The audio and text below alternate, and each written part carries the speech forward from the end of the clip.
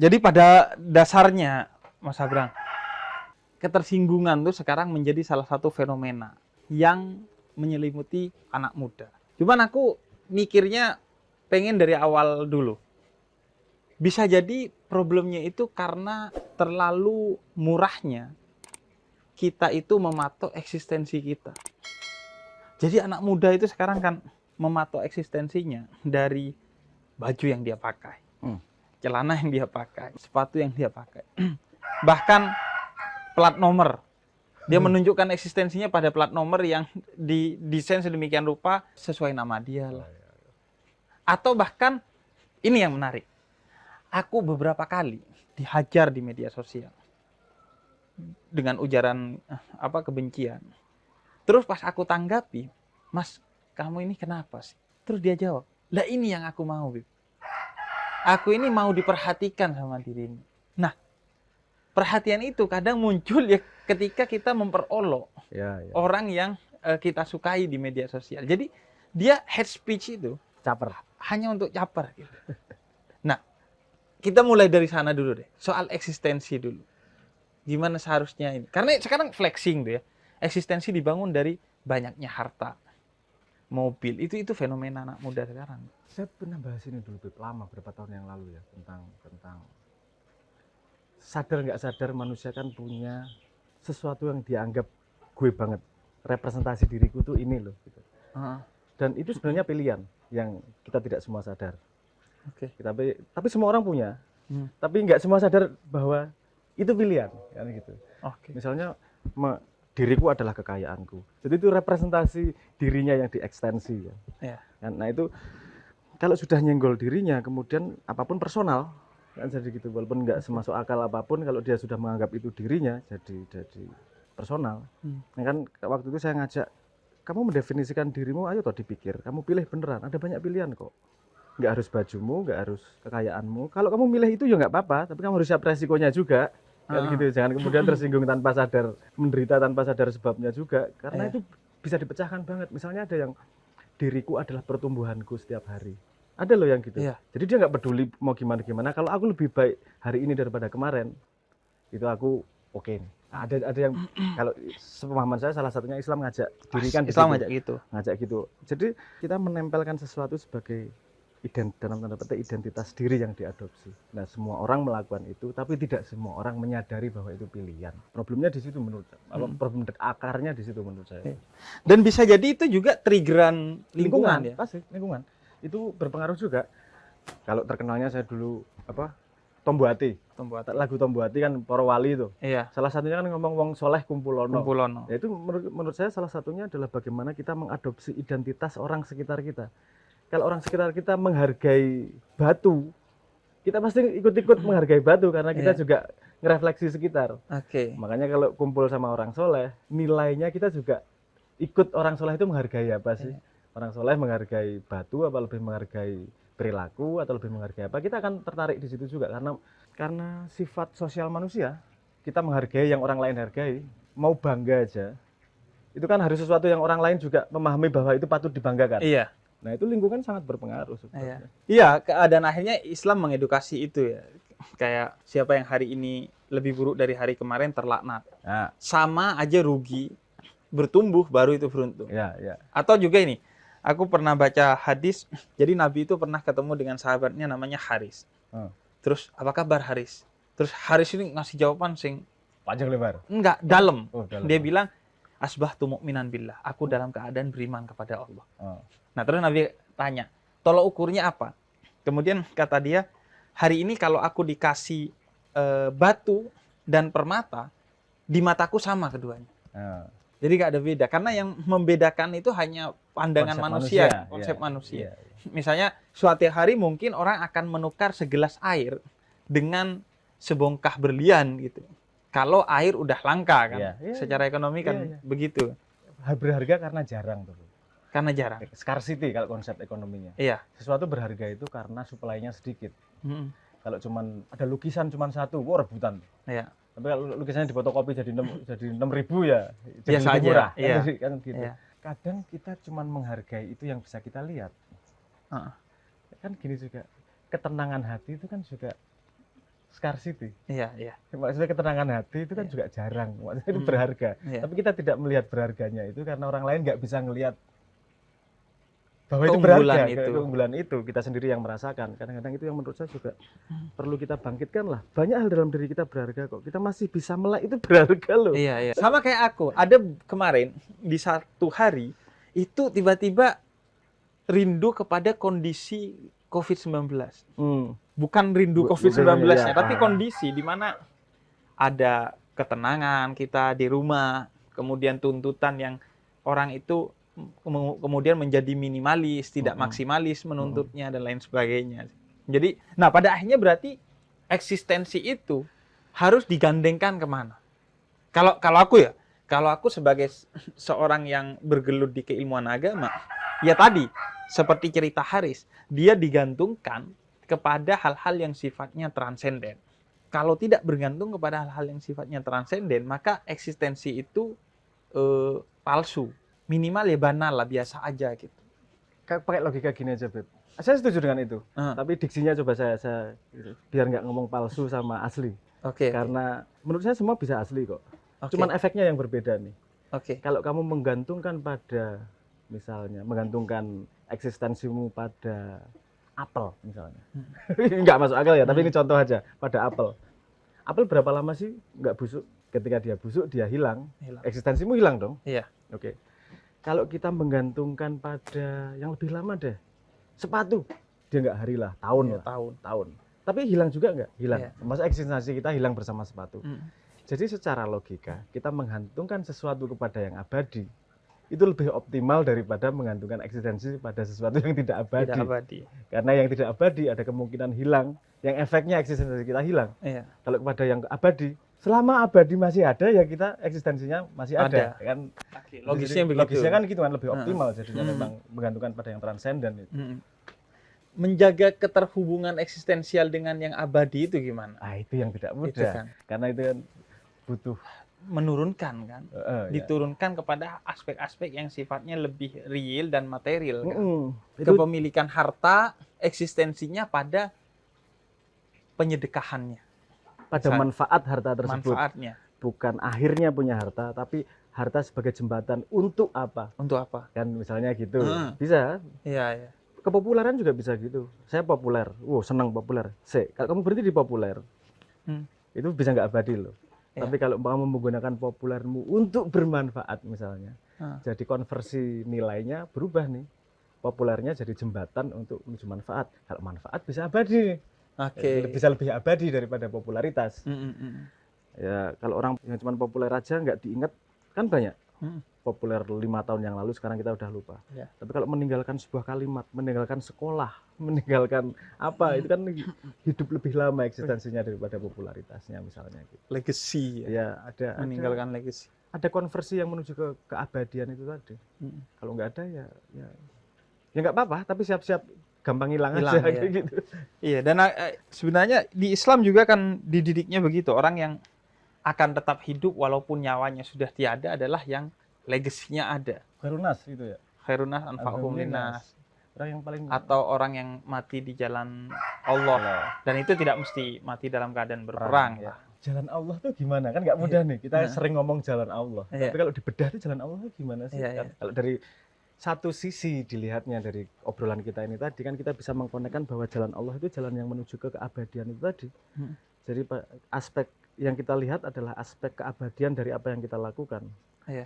Sama-sama bekerja, yang satu mencari duit, yang satu melakukan tanggung jawab yang diberikan Tuhan, kan aspek abadinya berbeda nih, kan gitu. Jadi ada perspektif itu juga menurut saya. Jadi apapun kan Tuhan adil sih, menurut saya apapun bisa kok menuju jalan Tuhan itu. Nggak harus spesifik A, B, C doang, anything, semuanya asal kita bisa melihat aspek abadinya itu. Itu yang kata Nabi mungkin innamal a'malu binniyat. Segala sesuatu itu bukan pada utamanya pekerjaannya, tapi niat dan tujuan melakukannya. Kambing yang disembelih pakai bismillah mungkin rasanya sama dengan yang tidak pakai bismillah gitu, tapi pada aspek transendennya berbeda. Nah, kalau aku sering bilang gini, aku pengen hidup dalam kematian, bukan mati dalam kehidupan. orang itu kan banyak yang kemudian mati dalam kehidupan itu kan. Dia hidup, tapi ya gak punya eksistensi. Wujuduhu ka'adamihi kata orang Arab. Yo, ada tidak ada orang ini ya so must be go on gitu ya, tetap gak merubah apapun gitu. Saya tuh juga ngerasa gitu kadang-kadang, Beb. Apa gunanya aku urip? Iya. Ada nggak ada gunanya juga kok. Apa namanya?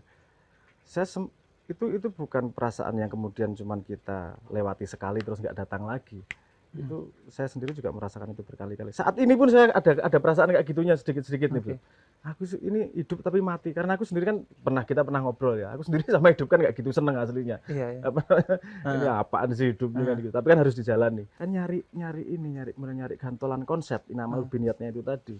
Kalau niatnya ketemu secara logis kan gini, kalau niatnya ketemu Tuhan, ngapain lama-lama hidup? Kalau logisnya. Tapi kalau kita sudah dihalangi sama Islam nggak boleh. Berarti hidup itu ada value lainnya, ada nilai lainnya nih. Apa ya kira-kira kan gitu. Kemudian bener kan kalau salah, Bib. Saya menyimpulkan gini salah satunya. Setiap manusia itu dilahirkan dengan hadiah. Dia punya hadiahnya sendiri dan punya penderitaannya sendiri. Kalau Kanjeng Nabi dalam tanda petik ya misalnya penderitaannya anak yatim, jadi yatim kecilnya. Hadiahnya adalah wahyu. Jadi setiap manusia simpelnya gini. Hadiahmu bagilah kepada orang lain sebanyak mungkin. Kesusahanmu kalau bisa jangan sampai terjadi pada orang lain. Jadi sehingga Kanjeng Nabi, kalau anak yatim ayo tuh disayang, agar orang lain tidak merasakan kesedihan seperti dirinya. Tapi hadiah wahyunya dibagikan sama orang lain. Nah, setiap orang kan punya hadiah beda-beda nih, masing-masing. Pasti saya yakin pasti ada hadiahnya sendiri-sendiri. Karena itu syarat, menurut saya syarat berharganya hidup karena memang dia membawa sesuatu yang hanya dia yang bawa dari yang dikasih Tuhan. Orang pinter nyanyi misalnya, pinter nari, bagi keindahan itu pada orang lain, ajarkan kepada yang lain juga misalnya. Jadi menurut saya salah satu yang bisa jadi pegangan mudah itu hadiahmu apa sih dari Tuhan? Apakah kamu gampang kalau nanam pohon misalnya gitu? Itu sederhana. Nanam pohon gini doang kok. Orang lain susah banget sih nanam pohon. Bagi hadiahnya karena kamu lebih paham tentang pohon daripada orang lain. Nah, itu kan jadinya bagi manfaat nih. Ending ya, kalau di dalam society kita punya mental model itu nggak ruwet hidup tuh. Terus kamu punya hadiah apa bagi sama yang lain. That's it. Selesai. Kalau nanti disuruh mati berarti sudah selesai hadiahnya dibagi. Atau saya menurut saya rumus itu cukup sederhana untuk bisa diimplementasikan. Kamu tinggal cari hadiahmu apa nih. Karena tidak ada satu manusia pun yang punya kondisi sama persis. Pasti berbeda. Orang twin, kembar sekalipun kan beda pengalaman hidupnya, ketemu siapa dan seterusnya, mereka punya hadiah masing-masing. Hadiah itu bagi sama dunia hadiahnya. Karena cuman kamu yang dikasih Tuhan, bagi hadiahmu. Nah itu aku kalau bicara ke teman-teman yang nanya edukasi agar bisa berdampak di dunia digital, ya kasarnya jadi influencer. Aku sering bilang kreativitas itu adalah mencari sesuatu di dalam dirimu yang kamu powerful, tapi kamu enjoy dengan itu. Itu hadiah. Iya, itu tadi. Hadiahnya itu. Hadiah tadi untuk dibagikan. Dan itu akan abadi karena di Quran itu orang yang setelah mati dia akan tetap bisa memberikan hadiah. Bal ahya inda rabbihim yurzakun. Tuhan yang memberikan hadiah kepada mereka sehingga setelah mati rezeki itu akan dirasakan oleh orang lain gitu. Itu kan. Setuju banget itu. Dan itu aku pernah nulis gini, Rasul itu senang ngelihat orang senang dan susah ngelihat orang susah. Nah, kita sebaliknya. Senang ngelihat orang susah, susah ngelihat orang senang. Jadi apa yang kita punya sebagai hadiah dari Tuhan nggak dibagikan, biar itu jadi kesenanganku pribadi. Jangan sampai orang ini. Karena nanti secara eksistensi ini jadi nggak hebat nih. Karena semua orang punya yang dia punya. Yang punya dia. Nah, kesusahan dibagikan. Makanya media sosial itu isinya ya wong curhat kabeh. Isinya ya orang curhat tentang kesedihannya. Ada istilah gini, Beb, misery loves company, Beb. Jadi emang penderitaan itu senang senang cari teman. Iya. Tapi misery loves company, tapi company hates misery. Temen itu kalau ada teman susah juga menjauh. Iya. Kalau di sosial media kan kamu bagi susahan, followermu baca semua. Nggak bisa lari. Nah, jadi ya kita perlu wise lah, perlu lebih bijaksana menggunakan itu semua. Karena tadi itu ada perang pendek, ada yang pertimbangan panjang. bagi kesusahan mungkin membuatmu lebih enak, tapi juga membagi susahnya sama yang lain. Tapi kalau membagi kebahagiaan ya, orang membagi kebahagiaan itu tambah bahagia, matematikanya beda. Oke, itu gimana? Kalau ayatnya jelas, Eh. la in syakartum la azidannakum. Eh. Kamu bersyukur, aku tambah. Salah satu bentuk syukur kan membagikan. Nah, kalau secara hitung-hitungannya gimana? Oke, jadi ini rumus bukan matematis ya, tapi Hmm. menurutku dari pengalaman kan gitu. Orang yang kehilangan tapi bahagia itu ketika dia memberi kebahagiaan kepada orang lain. Kebahagiaan itu kan berlipat jadinya. Iya. Banyak juga kok video-video yang memperlihatkan misalnya ngasih orang apa dan seterusnya. Bisa kita potret bahwa orangnya sombong ngasih, tapi kita juga bisa motret kebahagiaan orang yang dikasih nih. Iya. Kenapa itu populer? Karena kita juga merasakan something. Kita merasakan sesuatu, ada serotonin, oksitosin yang bekerja di situ juga. Kita melihat orang bahagia, itu mekanismenya dalam biologi udah dipelajari juga. Kita ikut ke bawah bahagia juga ini. Nular. Ya, nular. Kebahagiaan itu nular. Dan saya cuma membayangkan bahwa kalau kita tular-tularannya bukan kebencian tapi kebahagiaan, bukankah lebih indah nih kayaknya dunia nih? Ya imajinasinya gitu aja sih kemudian. Nah itu, aku pernah nonton film apa ya. Jadi ada orang yang setiap melakukan satu kebahagiaan, yang dia harapkan kembalinya adalah orang yang dia bahagiakan itu membahagiakan orang lain. 10 orang lain. Atau minimal 2 orang paid lain. Forward mungkin ya. Iya, paid forward. Ya. Nah itu. Yaudah, di skemanya begitu aja gitu. Nah, ini agak belok dikit Beb ya. Okay. Itu kan good ideas itu Beb. Oke. Apa bagi terus ke depan, baginya ke depan. Iya. Jariah lah kalau konsep jariah, Islamnya. Konsepnya kan gitu. Saya kan membayangkan bahwa pendidikan bisa gitu loh. Ilmu tuh nggak harus kamu bayar ke gurumu, tapi bayar ke orang lain juga bisa loh mekanisme itu. Iya, gitu. Tapi cuman belum diimplement aja. Tapi itu salah satu dasar ide saya bikin platform kan itu juga. Kalau mau pendidikan massal jangan dihalangi sama biaya. Kalau mau pendidikan semua orang pinter jangan dihalangi dengan biaya. Bukan berarti guru tidak boleh dapat duit. Nggak apa-apa dong guru dapat duit karena tidak semua orang bisa ngajari orang lain juga. Dia bisa bayar gurunya juga. Tapi orang yang memang benar-benar tidak punya pilihan, nggak bisa bayar nih, masa kita biarkan? Iya. Gitu. Ya harus ada jalan keluar lain dong. Oke, kamu nggak bisa bayar, tapi kamu bayar orang berikutnya nih. Dengan mengajari orang berikutnya. Siapa tahu orang berikutnya bisa bayarin gurunya itu. Kan ekonomi tetap berjalan, ilmu tersebar jadi lebih lebar dan lebih luas dengan konsep jariah Islam. Nah, saya nggak paham Indonesia katanya mayoritas Islam, saya kasih diri nggak ada yang paham. Sedih. Aku sebenarnya malah sebelum aku merasakan sendiri, dulu itu dapat cerita dari Cak Nun. Cak Nun tuh sering cerita. Aku yo di bandara itu, gak tahu mikir nanti naik taksi apa. Karena selalu ada orang-orang yang Cak Nun. Minha itu lah kata. Iya, Cak Nun, ayo Cak. Tempat taksiku Kak, gratis ya. Terus nyampe diantar ke makannya di sini Cak, gratis makan di sini. Sampai ya semua akomodasi itu gak ada. Karena orang merasa itu bentuk membayar. Ya, terima kasih. Terima kasih kepada ilmu yang telah dibagikan. Ya.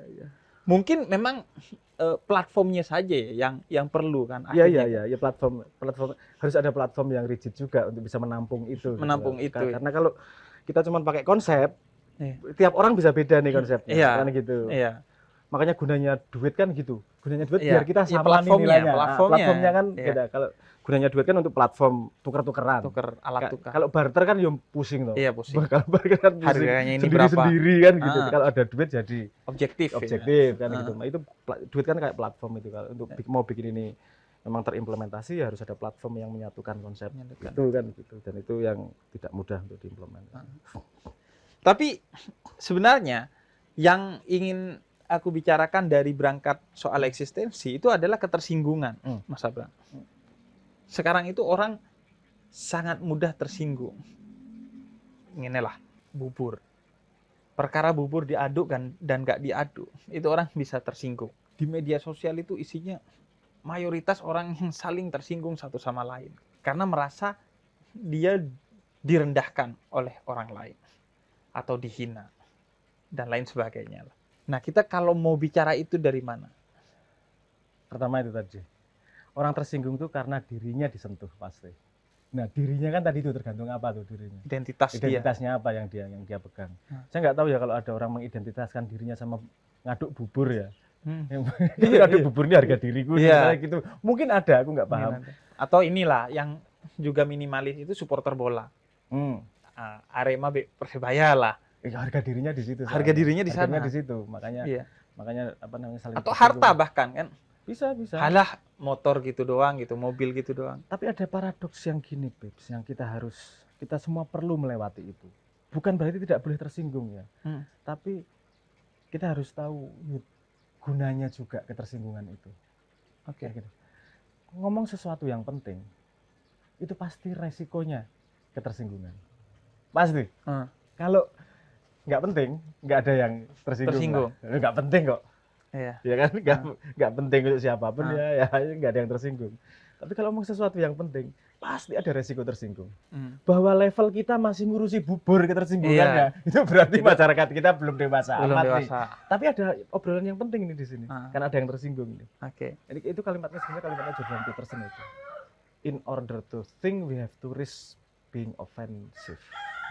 Untuk bisa berpikir kita harus meresikokan untuk menjadi ofensif, menyinggung orang lain. Karena sesuatu yang cukup penting untuk diomongkan, itu pasti ada yang tersinggung. Pasti ada. Butuh kedewasaan kedua belah pihak bahwa ini bukan urusan personal nih. Tapi urusan pembicaraan sesuatu nih. Kalau menurut saya pribadi, bubur itu tidak cukup penting untuk ditersinggungkan. Nah itu. Iya. Makanya aku bridgingnya dari soal akhirnya kemana kamu menggandengkan eksistensimu. Betul kan? Ya. Nah endingnya kan gitu. Ya karena kalau ngomongin sesuatu yang nyenggol eksistensi kan tersinggung pasti. Iya. Tapi kalau kamu bisa ngambil itu sebagai eksistensimu, berarti itu cukup penting buatmu kan. Kan gitu. Yang saya sedih adalah kok eksistensinya di ngaduk bubur itu ya saya sedih itu. Ada banyak hal yang lain lebih penting daripada ngaduk bubur lah. Pilihannya banyak loh. Hidupmu kayak jomblomu, kayak masa depanmu, pekerjaanmu, apa harta deh nggak apa-apa lah daripada urusan ngaduk bubur. Tapi ya itu ya lucu keanehan-keanehan yang ada di sekitar kita sekarang. Tapi mungkin ada sebab lain loh, Bu. Mungkin ya. Saking kita sudah tidak bisa merasakan nikmatnya hidup, kita butuh ngerasa bergejolak hatinya, sehingga cari-cari ketersinggungan dan cari-cari keributan yang nggak penting juga kadang-kadang. Kadang-kadang bahkan bikin keributan, karena cuma pengen caper. Ya itu tadi, balik itu tadi. Keributan pengen dapat perhatian, kayak pengen merasakan sesuatu kayak. Itu kalau memang benar arahnya ke situ, kita punya indikator pada sesuatu yang lebih parah lagi sebenarnya. Ternyata kita kehilangan skill untuk hidup. Oke. Kan itu lebih mengerikan lagi itu, Beb. Jadi kehidupan dia bergantung kepada orang lain. Kehidupan dia bergantung pada sensasi-sensasi yang butuh orang lain itu tadi. Itu sebagai kalau mau ngomong bisa kesakitan mental itu. Ketidakseatan mental. Dan kalau tentang ini tadi, tentang ketersinggungan, kan responnya banyaknya, ayo dihalangi yang bikin tersinggung. Jangan pakai kalimat kasar, jangan pakai ini. Saya cuma jangan menghina. Itu sekilas baik. Tapi ada cara berpikir gini juga. Coba dianalogikan sedikit. Kalau anakmu jalan-jalan, itu ada kemungkinan nggak dia jatuh tersandung batu? Ada kemungkinan. Jadi yang kamu lakukan apa? Ngelatih dia untuk hati-hati, atau menghilangkan semua batu di seluruh dunia agar dia nggak tersandung? Kan nggak mungkin. Yang bisa kita lakukan adalah melatih si anak agar bisa menghadapi batu yang membahayakan dia. Nah, menurut saya kan pada ketersinggungan ini jalan keluar yang lebih permanen, yang lebih abadi kan bukan menghilangkan batu-batu kata yang menyinggung itu tadi, tapi menumbuhkan mental si anak-anaknya nih gimana nih caranya. Harus ada metodologinya kan. Orang kita masuk sosial media nggak ada pendidikannya juga kok. Seruan sosial media beretika, itu standar etika dan pelajaran beretikanya nggak ada nih. Gimana nih? Ini diskoneksi ini gitu. Ayo kita bersosial media beretika. Gimana etikanya? Karena semua etika datang dari moralitas. Semua moralitas datang dari value. Ayo dibedah dulu nih. Nilai seperti apa yang bisa terrepresentasi menjadi moral yang bisa dilakukan dengan etik. Orang itu aja nggak ada guideline-nya kok. Lah itu mungkin ada yang tersinggung saya ngomong gini. Aku jadi teringat kepada filsafat Stoa gitu. Yang terpenting adalah bagaimana responmu terhadap sesuatu gitu. Ya tadi, bagaimana kamu menyikapi jalanan yang penuh dengan batu. Bukan batunya dihilangkan, karena kamu nggak bisa ngontrol batu. Satu-satunya yang bisa kamu kontrol adalah dirimu sendiri. Kayak inilah, kalau gampangnya Kamu nggak bisa menutup mulut orang lain dengan dua tanganmu. Yang bisa kamu lakukan adalah menutup dua telingamu kan. Gitulah paling enak ya. Dan tapi juga gini, ketersinggungan itu pada level tertentu tadi berada pada hal-hal yang nggak penting. Makanya kata Seneca tuh, filsafat Stoa lagi. Kemarahanmu itu biasanya muncul dari kamu karena terlalu menghargai sesuatu yang nggak penting. Kamu marah karena disenggol orang di jalan motormu gitu. Masa iya kamu mau marah gitu? Makanya aku teringat hadis Nabi itu. Nabi bilang gini, aku nggak marah kalau ada orang yang menghina diriku. Nabi itu ya dibilang tukang sihir, sampai dilempar batu dan kotoran. Tapi marah ketika ada orang yang tidak menjalankan value yang telah aku transfer ke dia, dan dia menerima itu sebagai value hidup dia. Ya, munafik ya. Munafik. Ya. Nah, mungkin di sana enggak. Jadi artinya ya problemnya juga ya kamu jangan gampang tersinggung gitu. Iya, Beb. Karena sekarang itu kita juga diajari ngomentari segala hal. Makanya aku berhenti Twitteran biar gak ngomentari segala hal. Kita kan diajari pinter segala hal, ngomong segala hal, tersinggung dengan segala hal. Terlalu banyak celah dalam diri kita gitu. Ada gini tapi Beb. Kalau kita ngomong di sosial media, itu kan bukan angkatan. Maksudnya gini, bukan anak SMA aja, bukan anak SMP aja, bukan anak SD aja. Iya. Jadi yang bertemu itu pada orang yang pada pertumbuhan berbeda. Ada yang sudah cukup mengalami hidup untuk bisa wise. Iya. Ada yang belum cukup mengalami hidup untuk tahu bahwa itu ketersinggungan yang tidak penting. Jadi menurut saya yang paling penting adalah metodologi untuk tumbuh. Kamu sekarang tersinggung sama Hal-hal ngaduk apa? Bubur. Ngaduk bubur itu tadi. Oke, sure. Itu pengalaman pertama terhadap kesinggungan. Tapi besok jangan itu lagi deh. Oke. Kamu tumbuh lah deh. Kamu tahu bahwa itu tidak penting tuh. Karena kadang-kadang bukan kadang-kadang, seringkali kita butuh tahu bodohnya kita dari pengalaman memang. Jadi ada yang memang posisinya masih pada tersinggung pada bubur apa namanya? Diaduk bubur itu tadi. Kamu bisa menertawakan dirimu enggak nih? Iya. Sehingga kamu tersinggung di hal yang lain. Ya mungkin hal lain yang belum dewasa banget, tapi ini kan tumbuh terus nih. Iya. Nah, yang jadi problem adalah kita orangnya memang tidak tumbuh. Iya. Jadi Stuck di sana. Stuck di SD terus. Nggak tumbuh-tumbuh. Jadi mayoritasnya jadi populasi mayoritas, sehingga wajah kita jadi seperti itu. Iya. Saya takutnya kita punya bias itu, padahal yang dewasa juga banyak nih. Iya. Ketika ada yang menurut saya mungkin gini kok, yang tersinggung dengan ngaduk bubur itu memang orang-orang yang masih pada belum mengalami konyolnya tersinggung karena ngaduk bubur. Karena banyak yang nggak terlibat juga, yang sudah udahlah gitu apaan sih. Atau mungkin karena tidak pernah mengalami ketersinggungan yang lebih tinggi dari itu. Bisa. Sehingga dia nggak bisa mengukur bahwa ini kecil loh, hal kecil loh. Betul, agree. Pengalaman itu. Dia belum mengalami kesedihan yang 19, kesedihan 1 itu udah kayaknya dunia habis tuh. Iya. Jadi pada akhirnya ya sebenarnya oke aja ketersinggungan. Aku percaya tadi itu kalimat itu dulu. Yang besok lebih baik dari yang sekarang. Oke. Semua orang pasti mengalami kebodohan-kebodohannya lah. Mengalami silih-silihnya, lucu-lucunya. Tapi kamu tumbuhlah. Oke. Kalau dikatain orang soleh bisa lo tersinggung. Iya. Dikatain kamu, ganteng ya kamu. Menghina ya kamu, ngejek. Karena dia merasa tidak ganteng. Orang yang lagi patah hati, itu dia apa-apain terhina. Iya. Dirinya udah enggak, dunia udah busuk menurut dia kok. Mau dikasih apa aja, busuk pokoknya kan gitu. Dia bisa terhina apapun. Orang lagi punya banyak utang, kamu katain, wah kaya raya ya, sekarang itu tersinggung Mas. Iya. Sama aku kayak bilang ini, jangan bicara tentang Tuhan kepada orang yang sedang lapar. Gitu. Makanya kata Kanjeng Nabi, kalau hidangan sudah beres dan kamu mau sholat, maka makan dulu, baru sholat, agar pikiranmu nggak kemana-mana. Sama kayak tadi, pujian ya, Syekh Bokar bin Salim itu pernah melempar sendal orang yang memuji dia, dan ternyata orang itu iblis, setan.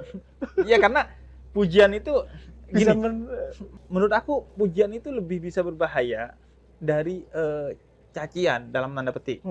Karena kalau cacian itu kan berarti orang itu sejatinya menghormati kita, sehingga memberi waktu untuk menyelidiki kita dan mencaci kita dengan hasil penyelidikannya itu. Dan yang kedua, cacian itu bisa jadi adalah kritik dalam wajah yang ekstrim, sehingga dari sana kita bisa dapat pelajaran. Tapi kalau pujian itu kan memang rawan meninabubukkan. Itu lebih nilainya lebih susah dilihat di pujian karena kita nangkepnya dengan seneng. Iya. Kalau nangkepnya dengan nggak seneng kita bisa lebih kritikal. Tapi menurutku value-nya dua-duanya sama berbahayanya. Karena dua-duanya sama membuat kita tidak bisa memandang diri kita dengan independen, Objektif. dengan objektif, dengan daulat. Kita memandang diri kita pakai omongan orang. Itu entah pujian, entah hinaan, Kritik. entah apa, itu kita jadi lepas diri kita. Itu sama-sama berbahayanya sih menurut saya. Cuman lebih gampang menolak dihina karena kita jadi kemudian ada benteng nih. Tapi kalau dipuji kan merasuk, kita terbuka nih. Terbuka. Dan kita percaya pada pujian itu. Saya kan berkali-kali ngomong, paling kamu itu fitnah loh, bahaya loh.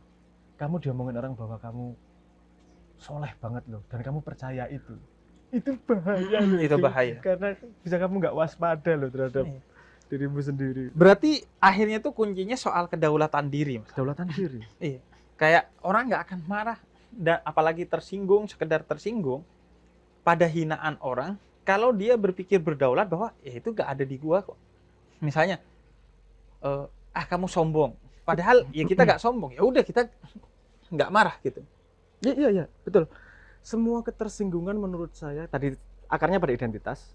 Kalau mau digali lebih halus lagi, itu pasti berakar pada sebuah kepercayaan yang kita miliki. Sadar nggak sadar? Iya. Sebuah kepercayaan terhadap keberhargaan identitas misalnya. Iya. Terus dikatain gini, kamu pesek, marah. Iya. Itu udah menghina aku itu. Iya. Oke. Itu hanya muncul kalau di bawah sadar dia punya asumsi bahwa pesek sama dengan buruk. Mancung sama dengan baik. Iya. Kalau dia mengubah itu, pesek sama mancung sama-sama buatan Tuhan, mereka punya kelebihan dan kekurangan masing-masing. Besok hari dia dikatakan pesek, iya. Terus karena dia tidak langsung mengasosiasikan pada buruk. Nah, ini yang disebut sebagai morality, karena moralitas. Karena semua yang masuk pada kita itu kan pasti kita memberi judgement kemudian. Iya. Reaksinya kita menilai.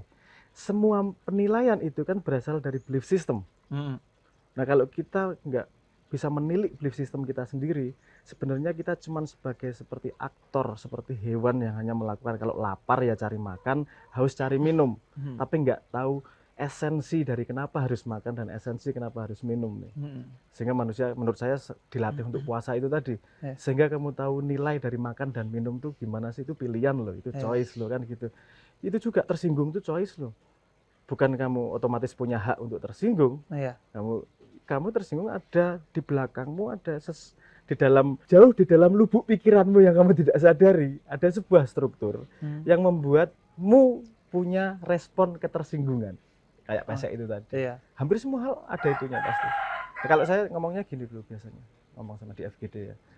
Kalau ada respon emosi yang ekstrim, terlalu bahagia, terlalu tersinggung, terlalu sedih, terlalu jealous dan seterusnya, ada belief system di belakangmu yang belum seimbang pasti. Itu indikator aja gitu. Karena kita cuma bisanya kan refleksi.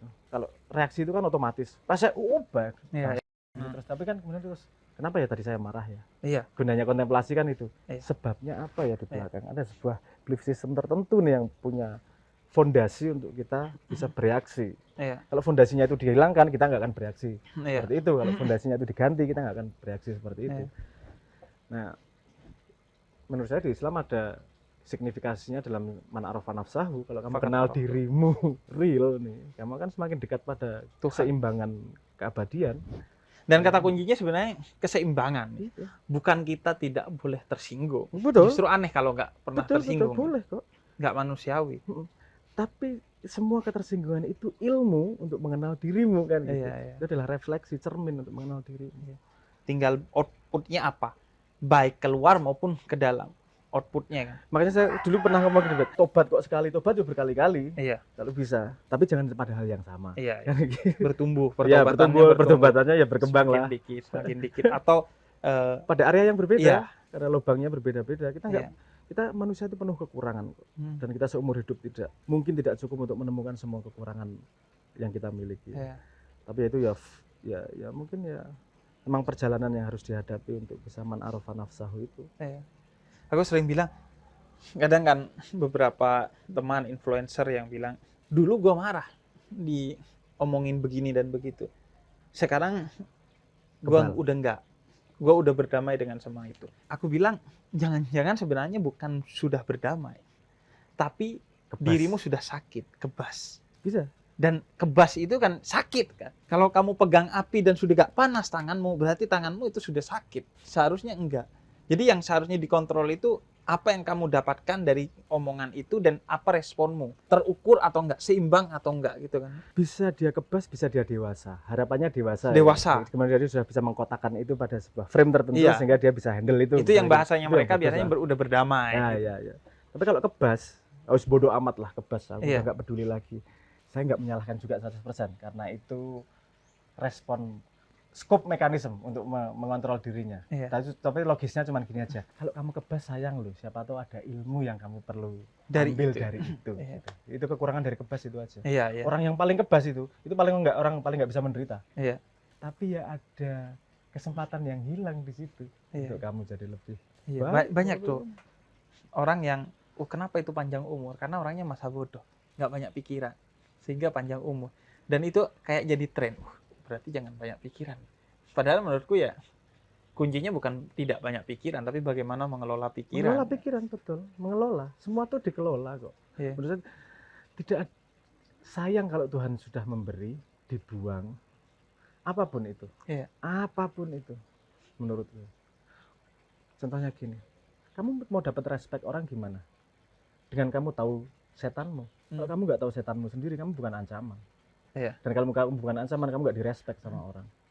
Ancaman tuh nggak harus gini, nggak harus Mengancam. mengancam atau menggigit atau segala macam. Kita bisa kerasa kok orang tuh ada bobotnya kok. Maksudnya dia yang kenal bahwa dirinya itu setan dan dia menahan bahwa jangan sampai setan ini keluar.